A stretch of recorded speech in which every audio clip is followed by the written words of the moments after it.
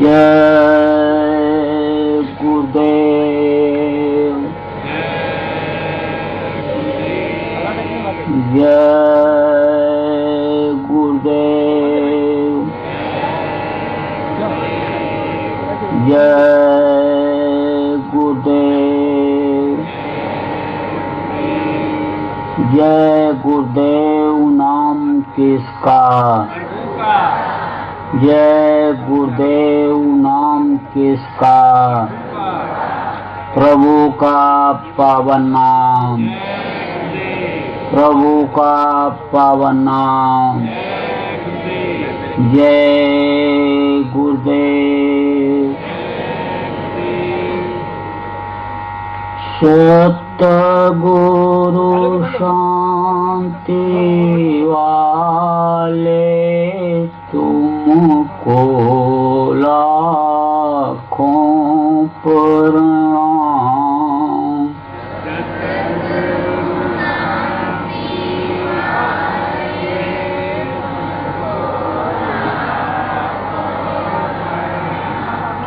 भक्तों के रखवाले तुमको लाखों प्रणाम।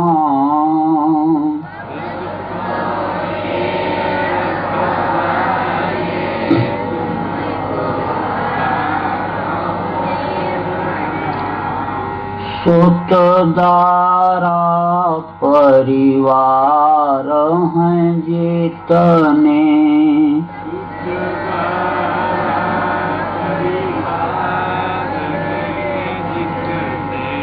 सबके प्रेम बतौर हैं सपने।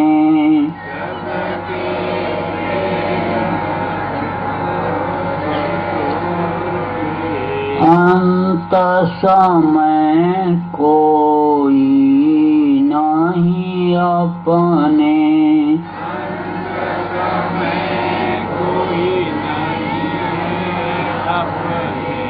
वो पार लगाने वाले तुमको लाखों प्रणाम।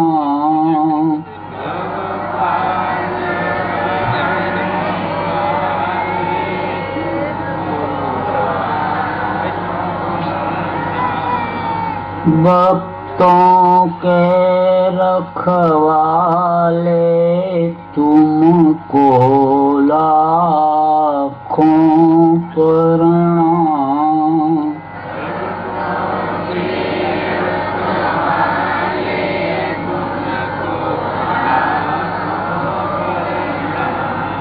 वेद वेदांत पुराण बताए,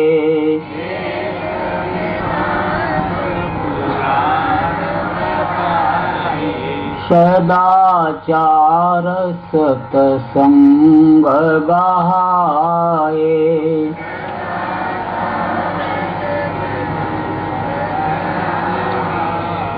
ध्यान योग का वेद सिखाए।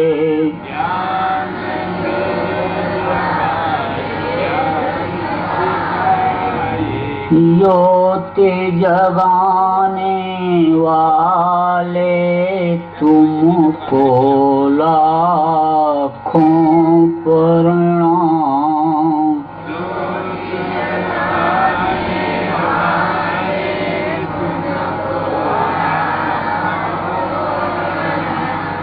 भक्तों के रखवाले तुमको लाखों प्रणाम।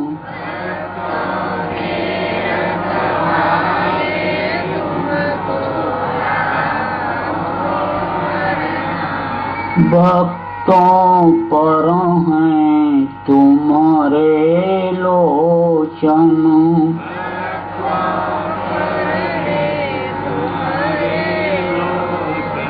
संकट तारण शोक विमोचन।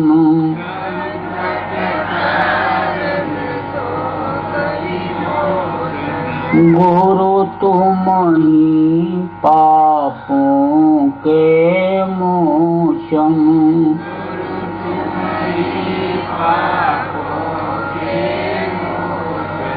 शब्द भेद बताने वाले तुमको लाखों प्रणाम।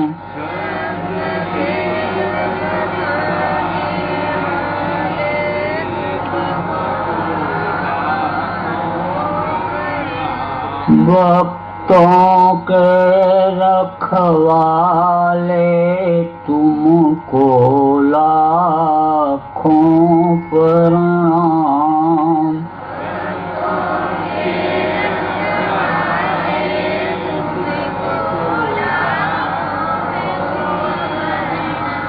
दीनों की विनती सुन लीजिए।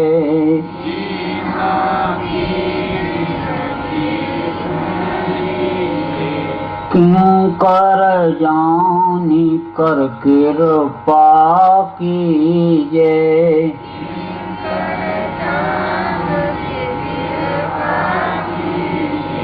दर्शन अपना हरदम दीजिए।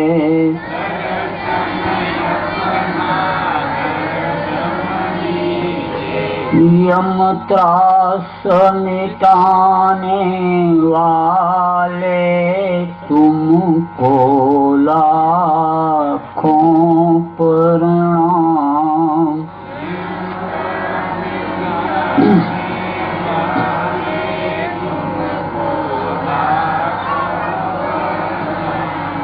भक्तों के रखवाले तुमको लाखों प्रणाम।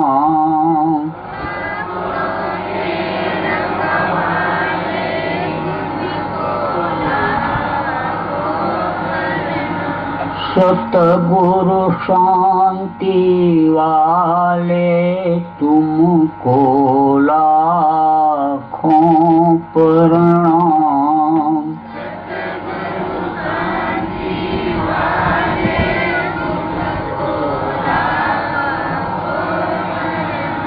तुमको लाखों प्रणाम।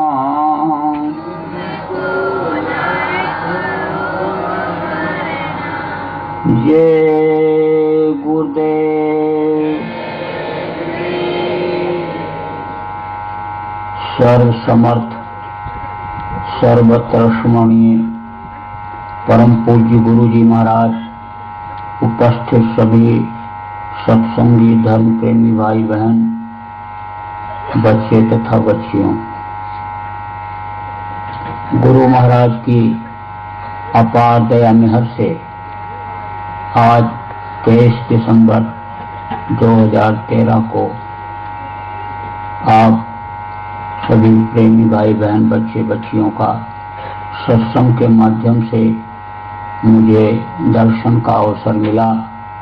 बड़ा ही अच्छा यह समय रहा है।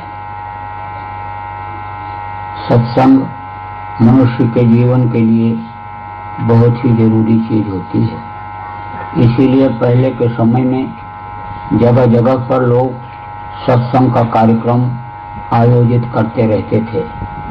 सत्संग जब लोगों को मिलता था तो लोग झूठ नहीं बोलते थे, सत्य रूपी धर्म का पालन करते थे। कहते थे कि सांच बराबर तप नहीं, झूठ बराबर पाप। झूठ बहुत बड़ा पाप है और सांच बहुत बड़ी तपस्या है। गोस्वामी जी महाराज ने भी लिखा कि धर्म न दूजा सत्य समाना, आगम निगम पुराण बखाना। सच्चाई इतना बड़ा धर्म कोई धर्म ही नहीं है। तो सत्य रूपी धर्म का लोग पालन करते थे। कोई किसी को जबान दे देता, पूरी जिंदगी निभाता था। प्राण जाए बर वचन न जाई। लोगों में दया थी, हिंसा हत्या लोग नहीं करते थे। सब में उस मालिक की रूह समझते थे, सब में उस परमात्मा के अंश समझते थे। देखो, शरीर छोड़ने के बाद जब ये शरीर मुर्दा कहलाता है, इसको जब लोग लेकर के जाते हैं तो बहुत से लोग उसको ऐसे प्रणाम करते हैं, कहते हैं कि ये इसमें उस मालिक की रूह रही है, जीवात्मा रही है। तो सब में उस मालिक की जीवात्मा रहती है। सजा भोगने के लिए मुर्गा भैंसा बकरा में बंद कर दी जाती है। यही जीवात्मा जो हमारे आपके शरीर के अंदर है, तोड़ने वाली शक्ति कि जिसके निकल जाने के बाद बड़े बड़े डॉक्टर पंडित मुल्ला पुजारी फेल हो जाते, कौन सी चीज निकल गई। तो यही मुर्गा भैंसा बकरा में भी बंद की जाती है सजा भोगने के लिए। अब लोग कहते थे भाई उसमें भी वही मालिक की रूह है, वही जीवात्मा है, मत काटो मत सताओ।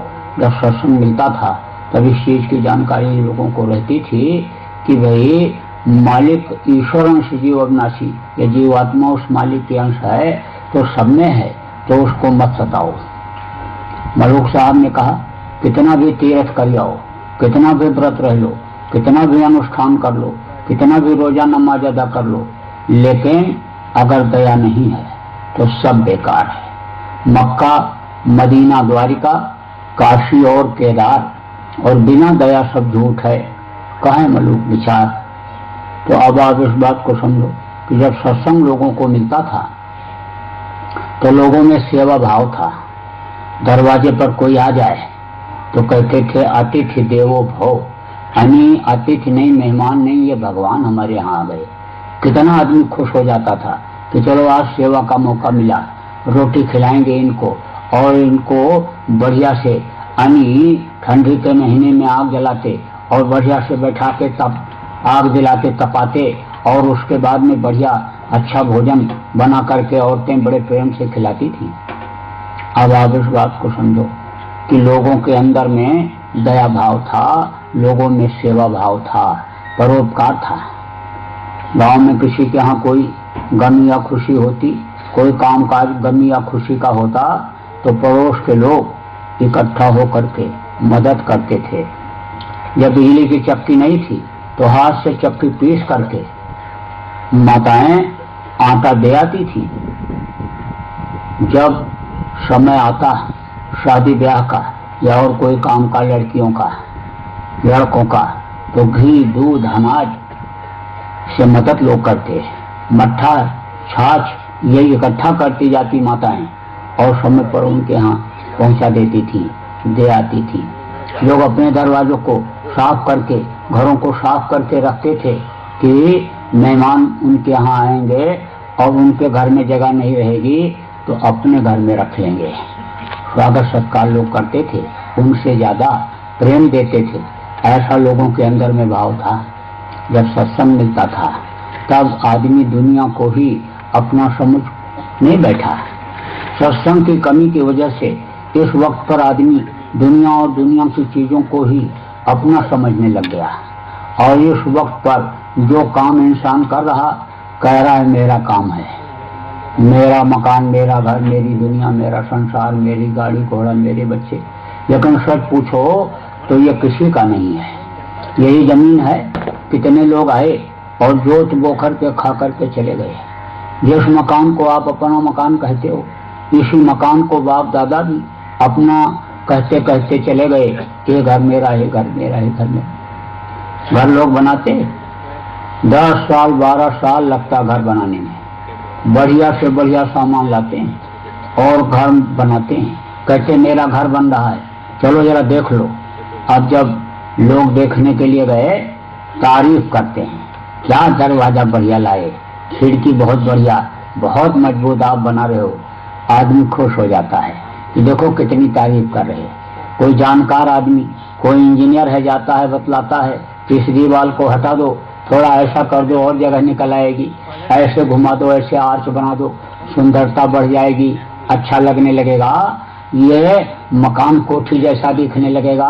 अब तोड़ फोड़ भी करा कर देते हैं, करा करके फिर दूसरा बढ़िया से बनाते हैं। जब फर्श बढ़िया बन गई, जहाँ फन्नुस लग गया, बिजली पंखे लग गए, किचन लेटरिन बाथरूम बन गया, मोटे मोटे गद्दे डालते हैं कि आराम से सोएंगे, इस पर खूब आराम मिलेगा, नींद आएगी अच्छी। ड्राइंग रूम में मोटे मोटे गद्दे का सोफा सेट ला करके डाल देते हैं। जब सब तैयार हो गया तब चिट्ठी लिख करके भेजे कि गृह प्रवेश होगा, मेरा घर बन गया, निमंत्रण भेज रहा हूँ आपको, आप सब लोग आइए। रिश्तेदार, नातेदार, पड़ोस के लोग, बिरादरी समाज के लोग आते हैं, पूरी मिठाई, खीर, पकौड़ी, पुआ खा करके चले जाते हैं। बोले गृह प्रवेश हो गया, अब चलो इसमें रहा जाए। बस 10-15 दिन जैसे उसमें रहे, मोटे गद्दे पर जैसे सोए, बस समय पूरा होने लग गया। हर इंसान को सांसों की पूंजी गिन करके खर्च करने के लिए मिली। अब वो इसको जैसा खर्च करे, उसी हिसाब से उसकी उम्र कम और ज्यादा हो जाती है। देखो, कोई 90 साल तक जिंदा रहता है, कोई 80 साल तक, कोई 40 साल में खत्म, कोई 28, 30, 25, 24 में ही खत्म हो जाता है। तो उसका क्या कारण है? कारण यह है कि बैठे 12, चले 18, सोवे से 36 और रत क्रिया से दूनी हो गई, कह गए कब जब 20। बैठे रहोगे एक पल में 12 बार खर्च होगी, चलोगे 18 बार खर्च होगी, सोओगे 36 बार खर्च होगी, और वही अगर भोग में बिताओगे तो 72 बार खर्च हो जाती है। अब जो जैसा खर्च करता है उसी हिसाब से उसकी उम्र होती है।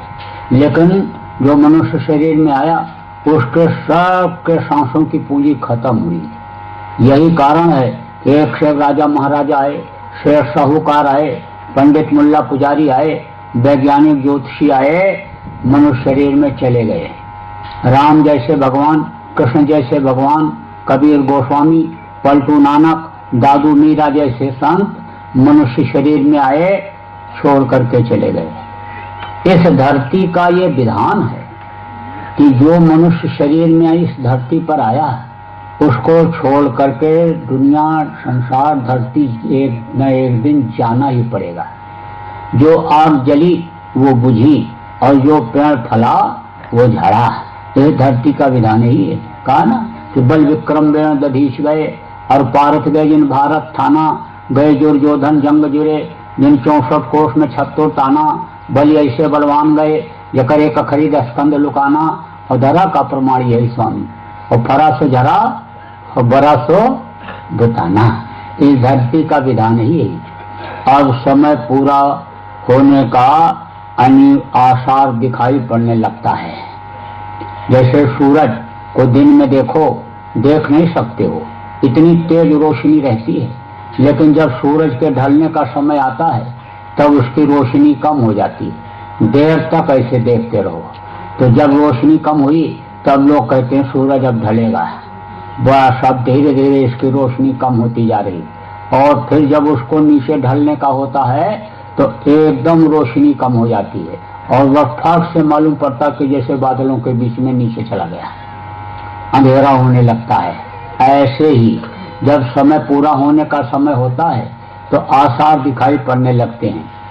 अब हर कोई यानी डॉक्टर को दिखा करके किसी को मृतक घोषित नहीं करता। गांव के अनपढ़ आदमियों को भी मालूम हो जाता है कि अब ये बचेंगे नहीं। ऐसे आए और पैर पर ऐसे हाथ रखे, ऐसे पकड़े ऐसे, और फिर उसके बाद में बोले भाई पैर तो ठंडा हो गया। हाथ पे हाथ ऐसे रखे, ऐसे पकड़े, बोले हाथ पैर तो ठंडे हो गए। घर वालों से कहते हैं अब तो जल्दी करो, इनको घर से बाहर निकालो। बस उसी मोटे गद्दे पर से उठा करके वही घर वाले ले गए और दरवाजे के बाहर लेटा दिया, उत्तर सिर करके, कि जल्दी से छुटकारा मिल जाए।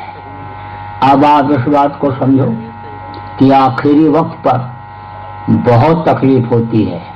जो इस चीज को नहीं समझ पाते हैं, सत्संग जिनको नहीं मिलता है, इस चीज को नहीं समझ पाते हैं कि भाई ये शरीर भगवान के भजन के लिए, जीवात्मा के कल्याण के लिए मिला है, इस चीज को न समझ करके शरीर के लिए ही सब कुछ करते रहते हैं, जीवात्मा के लिए कुछ नहीं कर पाते, उनको आखिरी वक्त में बहुत तकलीफ होती है।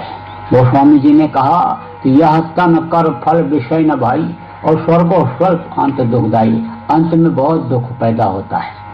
यमराज के दूत जब भयंकर आते हैं तो देख करके अन्य ये खून आदमी का पानी हो जाता है। इतना जीव घबरा जाता है, इतना डर जाता है कि जैसे भेड़िया के पीछे बकरा डर करके चल देता है। गांव में इधर आपके जंगलों में भेड़िया होते हैं, भेड़िया जानते हो? इतना बड़ा जानवर होता है, बड़ा खूंखार। बकरी का बच्चा हो, आदमी का बच्चा हो, कोई और भेड़ा का बच्चा हो, कोई और जानवर का बच्चा हो, उसको ऐसे पकड़ता है और पकड़ के पेड़ पे लाद के और एकदम सट से निकल जाता है, बहुत जल्दी से निकल जाता है। तो वो खूंखार भेड़िया जब रात को आता है गांव में, तो जहां बकरा रहता है उसके पास जाता है आराम से धीरे धीरे, और उसको ये मालूम होता है कि बकरा के कान में नस कहाँ होती है, बस उसी नस में ऐसे धीरे से मार देता है। जैसे धीरे से नस में मारा, वो बकरा डर जाता है। भेड़िया नस में, कान के नस में मार करके और आराम से उसी रास्ते चल पड़ता है जिधर से आता है, और बकरा उसी के पीछे पीछे चल देता है। एकदम से चला जाता गांव के बाहर, फिर भेड़िया घूम करके और बकरे के पीठ पर सवार हो जाता है, और गर्दन में नस होती है यहीं पर, ऐसे दांत से दबाता है। दबाने के बाद बस बकरा गिर जाता है, बेहोश हो जाता है। फिर उसका खून पीता है, फिर गला काट करके खून पीता है उसका। तो जैसे बकरा डर जाता है, भेड़िया के पीछे पीछे चल देता है, ऐसे ही ये जीवात्मा डरती है। ऐसे ही पिशाच का शरीर धारण करा देते हैं, ये शरीर छूट जाता है, हड्डी हड्डी चटकती है मरते समय। सहजोबाई ने लिखा कि सहजो मौत के समय पीड़ा उठे अपार, बिच्छू 60,000 जो डंक मारे एक सार, जैसे 60,000 बिच्छू एक साथ डंक मारे, बदन में दर्द पैदा हो, ऐसा दर्द मरते समय होता है। तो अब आप इस बात को समझो कि उस वक्त पर मरते हुए की तकलीफ को जब पड़ोस के लोग, घर वाले जब देखते हैं कि ये छटपटा रहा है, चिल्ला रहा है, और जिसको पुकार रहा है, भैया, काका, चाचा, नाना, दादा, मामा, नाती पोता को पुकार रहा है, और वो खड़े हैं, कह रहे हैं कि मैं देखो दादाजी यहाँ पर खड़ा हूँ, पिताजी मैं खड़ा हूँ, मुझको देखो आप पुकार रहे हो, तो भी उसका दर्द नहीं जा रहा है, तो भाई अंदर से इनको कोई पीड़ा हो रही है, तकलीफ हो रही है। तो हर कोई ये चाहता है कि जल्दी से छुटकारा मिल जाए तो ठीक है। इस तकलीफ से, जैसे कोई 6 महीने बीमार हो गया, उठ बैठ नहीं पाता है, उसको उठाना बैठाना पड़ता है, रोटी नहीं खा पाता, पानी नहीं पी पाता है, तो लोग ये सोचने लगते हैं कि इससे अच्छा इनका शरीर ही छोड़ जाता तो ठीक था। उसी तरह से जब आखिरी वक्त पर तकलीफ होती है तो लोग सोचते हैं जल्दी से छुटकारा मिल जाए तो ठीक है, तो उत्तर सिर करके लटाते हैं। क्यों? क्योंकि वैज्ञानिकों ने शोध करके बताया कि शरीर के अंदर, इसमें सिर में सेल होते हैं। सेल जानते हो? टॉर्च जिससे जलाते हैं लगा करके। टॉर्च में रोशनी तेज कब रहती है? जब शेल पूरा रहता है, और कम हो जाता है रोशनी कम हो जाती है, और शेल खत्म हो जाता है तो टॉर्च की रोशनी बंद हो जाती है। ऐसे ही शरीर में शेल होते हैं, और उत्तर सिर करके लेटने में वो शेल कमजोर हो जाते हैं, खत्म हो जाते हैं। इसलिए आज भी बहुत से लोग ऐसे भी कहते हैं कि भाई उत्तर सिर करके मत लेटो। पूछो क्यों? तो कहते हैं उम्र कम हो जाती है। तो आखिरी वक्त में उत्तर सिर करके लेटाते हैं कि जल्दी से छुटकारा पा जाए। बस थोड़ी देर ऐसे लेटा, और लेटने के बाद बस गर्दन लटक गई। जैसे गर्दन लटकी, रोना धोना चिल्लाना शुरू। अपने अपने तौर तरीके से लोग रोते हैं। कहा गया ना, पेट पकड़कर माता रोवे, बाँह पकड़कर भाई, और पैर पकड़कर छोड़त नहीं। रोए रोए कहे लुगाई, सैया मत जाए अकेले, लाली चुनरिया ओढ़ते। तो रोने जब चिल्लाने लगे, आवाज पड़ोस में पहुंची। अब गांव के लोग आने लग गए। किसी ने कहा, कोई समझदार आदमी को देखा तो कहा, भैया जरा देखो देखो देखो, अरे देखो इनको देखो। और वो नाड़ी पकड़ा ऐसे, बस हाथ हिला के चल दिया। कहा कुछ नहीं। कोई और आया, उसने ऐसे आगे पीछे ऐसे पलकों को किया और आंख को देखा, बोला अब तो कुछ नहीं, अब क्या है। वो तो चले गए, बस वो भी चला गया। तब तक और लोग आए, समझदार लोग आए, समझाने लगे, अरे भाई अब रोने धोने से क्या होगा, अरे तबीयत खराब होगी। अब तो वो चले गए, दुनिया छोड़ के चले गए, अब फिर तो आने वाले नहीं हैं। और फिर तो सारा इंतजाम करके गए, घर मकान उन्होंने बना दिया, जमीन जायदाद सब बढ़ा दिया, और लड़कों के लिए दुकान खुलवा दिया, बिजनेस व्यापार करा दिया। अरे अब क्या है, अब तो कमाओ खाओ और उनको अब भूल जाओ, नहीं तो बीमार हो जाओगे, तकलीफ होगी। और अब मेरा कहना मानो, जल्दी करो, ले जाओ इनको जलाओ, नहीं तो इनकी मिट्टी खराब हो जाएगी। इतने आदमी यहाँ बैठे हो, अभी किसी से कह दो कि ये तुम्हारा मिट्टी है, शरीर को कहो ये तुम्हारा मिट्टी है, और तो नाराज हो जाएगा, कहेगा ये मिट्टी है, ये तुमको मिट्टी दिखाई पड़ रहा, अंधे हो क्या, एक थप्पड़ मारेगा। और अगर कमजोर है, मारने लायक नहीं है, तो अंदर अंदर कहता हुआ जाएगा, मोतियाबिंद हो गया इनके आंख में, इनको दिखाई नहीं पड़ता है, इनके दिल दिमाग में गोबर मिट्टी भर गया, इसको हीरा जैसी काया को इसको मिट्टी कह रहे हैं, मिट्टी कह रहे हैं, ये कहता हुआ जाएगा। लेकिन इस पिंजरे से पंछी के उड़ने के बाद, चाहे राजा का शरीर हो, चाहे महाराजा का हो, चाहे सेठ साहूकार का हो, चाहे पंडित मुल्ला पुजारी का हो, चाहे पीएम सीएम डीएम का हो, सबको लोग मिट्टी ही कहते हैं। और कहते जल्दी करो, ले जाओ जलाओ। बस वही लड़का जो खिलाता पहनाता था, जो मालिश करता था, जो सेवा करता, पैर दबाता, वही ले जा करके शमशान घाट पर जला करके राख कर देता है। हार जले जो लाकड़ी, और केश जले जो घास। बस 2-4 दिन 6 दिन लोग आएंगे, दरवाजे पर बैठ करके चले जाएंगे। 12वीं 13वीं हो जाएगी, पूरी मिठाई खा करके लोग चले जाएंगे, फिर कोई नाम लेवा नहीं रहेगा। अब सोचो, जो मकान बनाया उसमें कौन रहेगा? लड़के रहेंगे। अगर लायक हुए तो लड़के को खिलाया पहनाया, और किताब लेकर के जब स्कूल जाने लगा तब ध्यान रखा कि स्कूल जा रहा है कि नहीं। शाम को जब लौटा तो पूछा उससे कि स्कूल में क्या पढ़े, क्या पढ़ाया गया, घर पर क्या पढ़ने के लिए काम दिया, यानी होमवर्क क्या दिया, उसको अपने सामने बैठ करके करवाया, अपने साथ भी कुछ समय तक रखे, उसको उठना बैठना तौर तरीका बताया, समझाया, सिखाया, तब तो वो लड़का लायक निकलेगा, उस मकान में रहेगा। बढ़िया खिलाया, और जो कपड़ा मांगा वो पहनाया, और जो चीज खाने के लिए जब मांगा उसको खिलाया। जब पैसा मांगा पूछा भी नहीं कि इस पैसे को कहाँ खर्चा करोगे, किस लिए मांग रहे हो, जितना मांगा सब दे दिया। साइकिल बोला, साइकिल खरीद दिया। स्कूटर मांगा, स्कूटर दे दिया।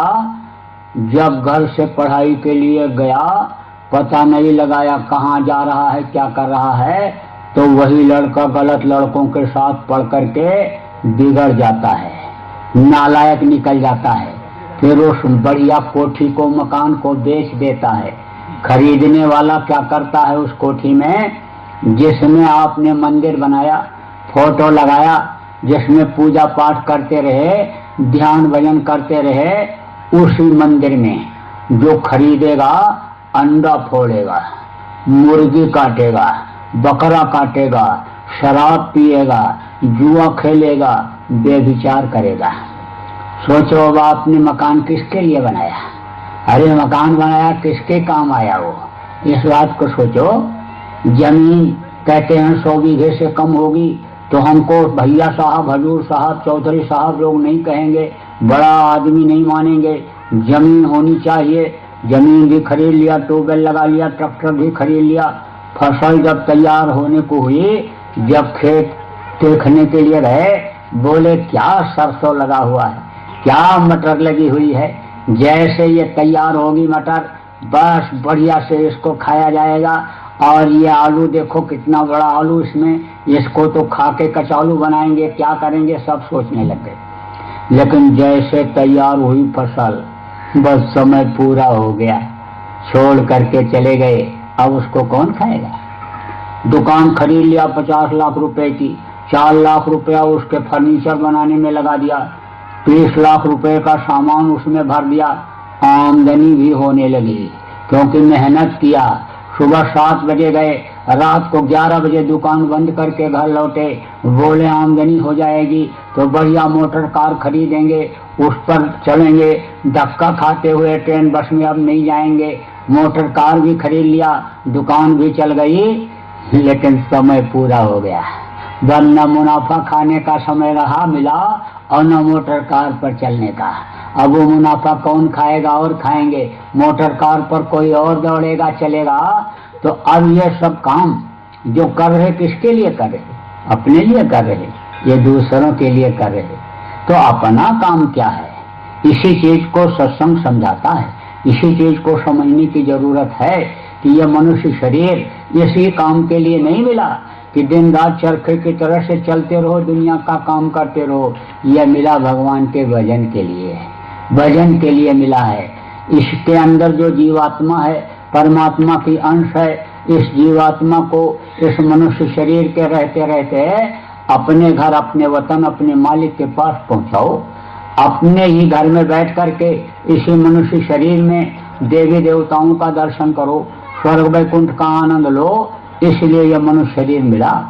उस मालिक से मांगा, जब माँ के पेट में थे, उल्टे टंगे हुए थे, टट्टी पेशाब मांस के लोथड़े भरे हुए थे, तब दिन रात यही प्रार्थना करते रहते थे कि अब प्रभु कृपा करो यही भांति और सब तजी भजन करो दिन राती। या प्रभु या मालिक, सब कुछ तज करके दिन रात भजन करूंगा। लेकिन बाहर आकर भरम गया और बहुत उठाए पाप। अधोमुखी जब रहे थे, थल सिर ऊपर पांव, राखन हारा राखिया, जठा रविन की लाओ, तू ही तो तुत्कार थी, जपता अधिका जाप। और बाहर आकर भरमिया, बहुत उठाए पाप। जो पैर अच्छे काम के लिए जाने के लिए दिया था, बुरे काम के लिए गए। जो हाथ अच्छा काम करने के लिए मिला, उससे बुरा काम किया। आंख से बुरा देखा, कान से बुरा सुना, मुंह से बुरा बोले, वह बुराइयों में फंस गए। और फिर वो भूल गया वादा, वो काम ही भूल गया, दूसरे काम में लग गए। कहा गया कि आए थे हरि भजन को और रोटन लगे कपास। कभी कभी आदमी को होश आता है, जब किसी मुर्दा को जलवाने के लिए जाता है शमशान घाट पर, और जब तक मुर्दा जलाने की तैयारी होती है, तब तक लोग बैठ करके बहुत अच्छी अच्छी बातें करते हैं। क्या गया बेचारे के साथ, सब कुछ यहीं छूट गया। नंगा रह करके, भूखा रह करके, धन कमाया, मकान बनाया, बाल बच्चों को पढ़ाया लिखाया, रोजी रोजगार में लगाया, धन पुत्र परिवार मान प्रतिष्ठा वैभव सब कुछ होते हुए कोई भी चीज साथ नहीं गई। हंसा अकेले उड़ गया। तो बगल में जो आदमी बैठा रहता है कहता है, भाई साहब यही हाल सबका होगा। यह शमशान घाट, यह शमशान भूमि है, एक दिन यहाँ सबको आना पड़ेगा। अरे यह मरघट मरघट मरघट किसी को छोड़ेगा नहीं, एक दिन सबको बुलाएगा अपने पास। अब तीसरा आदमी बोलता है, भाई इसीलिए कहते हैं कि दुनिया के लिए ही सब कुछ मत करो, कुछ वहाँ के लिए भी करो, इसी में मत फंसे रहो। अरे कुछ समय 24 घंटे में से भगवान के भजन के लिए, भक्ति के लिए ही निकालो।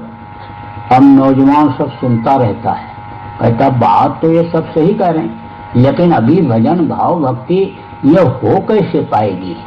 अभी तो गृहस्थी कच्ची है, बच्चे छोटे छोटे हैं, घर मकान बना नहीं है। गृहस्थी सेट हो जाए, बच्चे सेट हो जाएं, जैसे सेट हो जाएगा ऐसे ही लग जाऊंगा। और बुढ़ापा में तो लोग जाते ही थे जंगल, मैं भी चला जाऊंगा। अयोध्या में ही कुटिया बना लूंगा, चित्रकूट चला जाऊंगा, बद्रिकाश्रम चला जाऊंगा। क्या है, बुढ़ापे में तो यही सब करना है। और चलो सेट हो गया तो बीच में ही लग जाऊंगा। बस आया और कहा कि गृहस्थी चलो जल्दी से सेट करें। तो आज तक किसी की सेट हुई गृहस्थी? जितने सुलझाता है उतने ही उलझता जाता है। ये सब मकड़ी अपने जाल में फंस जाती है। काज्यों मीना जीवा मदमाती और कांटा जिगर फंसारी।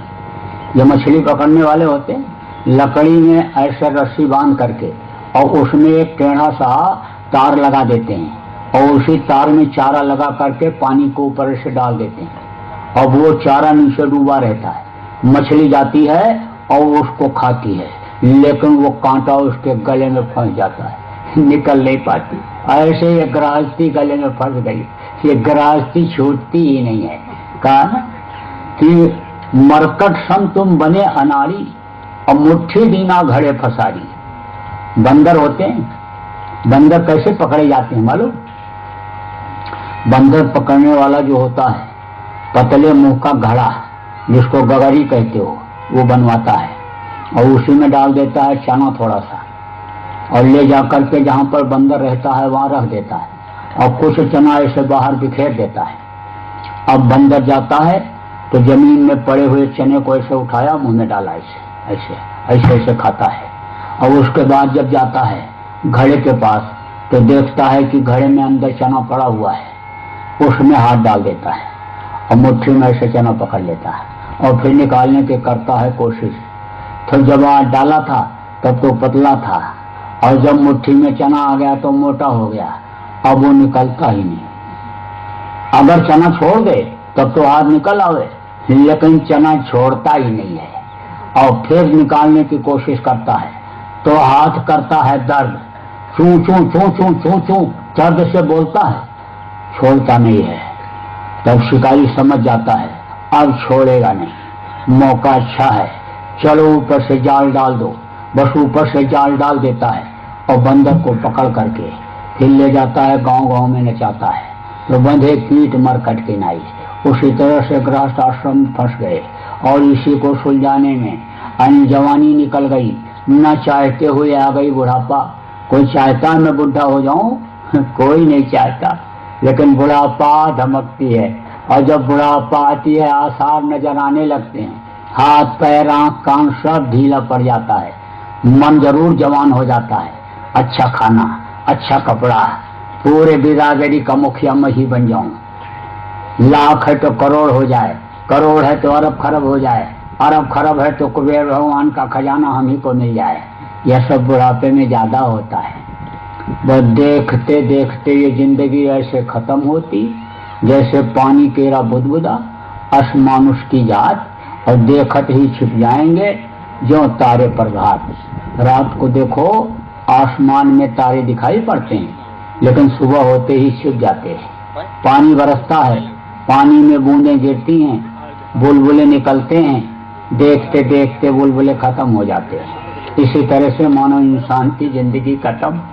अब जब समय पूरा हुआ और कुछ परमार्थ का काम नहीं हो पाया, जीवात्मा का काम नहीं हो पाया, शरीर के ही खाने का और कपड़े का इंतजाम करते रहे, घर मकान बनाते रहे, शरीर के लिए ही सब कुछ करते रहे, तो इस रूह को, जीवात्मा को पकड़ करके यमराज के दूत ले जाते हैं, यमराज के सामने पेश करते हैं। फिर वो पूछता है तुमने ऐसा पाप क्यों किया? जीव कहता हमने तो कभी किया ही, जो परसों किए थे कल भूल गए, कल किए आज भूल गए, और आज कर रहे हो कल भूल जाओ। लेकिन कहा गया साजन से चोरी नहीं चली। जब पैदा हुए दोनों कंधों पर दो दूत उस मालिक ने बैठा दिया, एक अच्छा लिखता और एक बुरा। जब समय पूरा हो जाता ये अपना कागज, अपनी फाइल ले जाकर के पेश कर देते हैं, फिर उसके सामने कुछ नहीं चलता। आज जो आपको समझाया जा रहा कि भाई मांस मत खाओ, मछली मत खाओ, अंडा मत खाओ, शराब मत पियो, बुरा कर्म किसी के साथ मत करो, ये समझाया जा रहा है। अब अगर आप नहीं मानोगे और आप गलती पर गलती करते रहोगे तो जब ये शरीर छूटेगा तो इस जीवात्मा को पकड़ करके पिशाच के शरीर में बंद करके सजा देते हुए, रगड़ते, मारते, काटते हुए यमराज के सामने जब पेश करेंगे और यमराज के सामने कहोगे हमको किसी ने कुछ बताया, समझाया, दिखाया नहीं, बस वो यही दृश्य दिखा देगा। ऐसे ही ये फोटो गुरु महाराज का लगा हुआ रहेगा और ये पंडाल और इसी तरह से लोग बैठे हुए रहेंगे और ऐसे इसी आवाज में, जिस आवाज में मैं आपको समझा रहा हूँ, यही आवाज आपको सुनाई पड़ जाएगी और वो कहेगा देखो ये बताए, लेकिन तुमने माना नहीं। बस हुक्म दे देता है ले जाओ नरकों में डाल दो। काहू का सिर नीचे कीन्हा, ऊपर पांव बांध जो दीना, भरी कड़ाही तेल जलाया, भर भर जीव का छौंक लगाया, तपतशिला जो निस्निंद आई, ता ऊपर जीवों को रखी। सिर नीचे और पैर ऊपर करके बांध देते हैं और फिर मारते हैं। 100 कोस तक चिल्लाने की आवाज जाती है, कोई बचाने वाला नहीं। आज यहाँ पर आप कहते हो कि ये बिरादरी के मुखिया हैं, इनसे दोस्ती करोगे या हमारे काम आएंगे, या हम बिरादरी के मुखिया, हम समाज के मुखिया बन जाएंगे तो हमारा प्रभाव रहेगा, हमारा कोई कुछ नहीं कर पाएगा, हमारी लोग मदद करेंगे। मैं अगर डीएम से और मैं अगर कमिश्नर से और मैं अगर हाई कोर्ट, सुप्रीम कोर्ट के जज से दोस्ती कर लूंगा, रिश्तेदारी कर लूंगा तो मुझे वो बचाएंगे, लेकिन वहाँ किसी का कुछ नहीं चलता। और ये बड़े बड़े जज और बड़े बड़े बैरिस्टर और बड़े बड़े अधिकारी और बड़े बड़े ऊंचे पदों पर बैठे हुए लोग भी जाते हैं जब वहाँ, तो इनको भी वही सजा भोगनी पड़ती है, कर्मों की सजा वहाँ भोगनी पड़ती है नरकों में। बहुत तकलीफ, बड़े बड़े कराह तेल से भरे हुए, नीचे आग जलती रहती, तेल खौलता रहता है, उसी में डाल देते हैं, उबलते रहो, कोई सुनवाई होने वाली नहीं, काटते फिर जोड़ते, फिर काटते फिर जोड़ते। आप इस बात को समझो कि एक कुत्ते को आप एक लठ मारो तो रोता हुआ चिल्लाता हुआ जाता है, कुछ दूर जाने के बाद ऐसे घूम करके देखता है कि आ तो नहीं रहा है, और देखेगा कि आ रहा है तो और तेज लगता है। अब उस कुत्ते के आंख में आप कपड़ा बांध दो और फिर लठ मारो तो भगेगा, कुछ दूर जाने के बाद घूम करके देखेगा तो कुछ देख नहीं पाएगा, फिर और तेज भगता है तो गिर जाता है, पलट जाता है, फिर कभी इस करवट कभी उस करवट उठा और कभी फिर ऐसे पलटा। इसी तरह से वहाँ पर सजा के समय में आंखें फोड़ देते हैं और फिर मारते हैं। अब जीव भगता है, दौड़ता है, गिरता, दांत टूटता, हाथ पैर टूटता है, कोई सुनवाई होने वाली? कोई सुनवाई नहीं। बहुत दिन तक नरकों में तकलीफ झेलने के बाद तब फिर कुत्ता के शरीर में, बिल्ली के शरीर में, कीड़े मकोड़ों के शरीर में यही जीवात्मा बंद की जाती सजा भोगने के लिए। फिर वहां से छुटकारा मिलता है तो फिर 9 महीने माँ के पेट में उल्टे लटकना ही पड़ता है, वो तो तकलीफ झेलनी ही पड़ती है। 9 महीने से कम समय में बच्चा माँ के पेट में नहीं पलता, जल्दी पैदा हो जाने पर कमजोर होता है और जल्दी पैदा हो गया तो मरा हुआ निकलता है। अब आप इस बात को समझो कि उतने दिन नरकों में माँ के पेट में, यानी माँ के पेट रूपी नरक में मुंह में टट्टी, पेशाब, मांस के लोथड़े तो भरे ही रहेंगे। फिर मनुष्य शरीर भी मिला लेकिन कोई रास्ता बताने वाला नहीं मिला, तो कहाँ से पार हो पाओगे? और फिर ये जल्दी मनुष्य शरीर मिलने वाला नहीं। और मनुष्य शरीर अगर नहीं मिला तो और किसी शरीर के अंदर ऐसा कोई रास्ता नहीं है कि जिससे ये जीवात्मा अपने घर पहुंच जाए। यहाँ तक कि जिनको आप पेड़ में, पौधे में, पत्थर में खोजते हो कि ये देवता मिल जाएंगे, देवता हमारे से खुश हो जाएंगे तो हमको मुक्ति मोक्ष दे देंगे, वे देवता भी मनुष्य शरीर के लिए तरसते हैं, क्योंकि उनके अंदर भी ऐसा रास्ता नहीं है कि जिससे स्वर्ग और वैकुंठ के जो ऊपर लोक हैं, ब्रह्म, पार ब्रह्म, काल, महाकाल, उन लोकों में जा सकें। उनका समय निश्चित है, सीमा निश्चित है। पूर्ण छेड़े मृत्यु लोके, जब पूर्ण छेड़ हो जाता है तो मृत्यु लोक में ढकेल दिए जाते। राजा महाराजा के यहाँ जन्म ले लिया, शेर साहूकारों के यहाँ जन्म ले लिया, पंडित मुल्ला पुजारी बन गए, मठ के मठाधीश बन गए, आश्रम के महंत बन गए। अब वो गृहस्थों का अन्न खाते हैं, भजन पूजन मेहनत कर नहीं पाते। तो गृहस्थों के टुकड़े और 9 अंगुल के दांत, भजन करे सो ऊब रहे और नहीं तो फाड़े आंख, नरक जाना पड़ जाता है। इसलिए ऐसे समय की कीमत आपको लगाना है। ये जो मनुष्य शरीर मिला है और ये जो समय इस दुनिया में मनुष्य शरीर से जिंदा रहने का मिला है, उसके लिए आपको कुछ काम करना है, रास्ता लेकर के आपको भजन करना है और जीवात्मा को अपने घर पहुंचाना है। देखो ये रास्ता पहले बड़ा कठिन था। अष्टांग योग, हठ योग लोग करते थे, कुंडलिनियों को जगाते थे, प्राणायाम करते थे, पेड़ों पर उल्टे टंगे रहते थे, हड्डी हड्डी रह जाती थी, मांस खून सूख जाता था, जल्दी कोई चीज मिलने वाली नहीं थी। आप देखो पंचाग्नि देते थे लोग, कांटों पर सोते थे।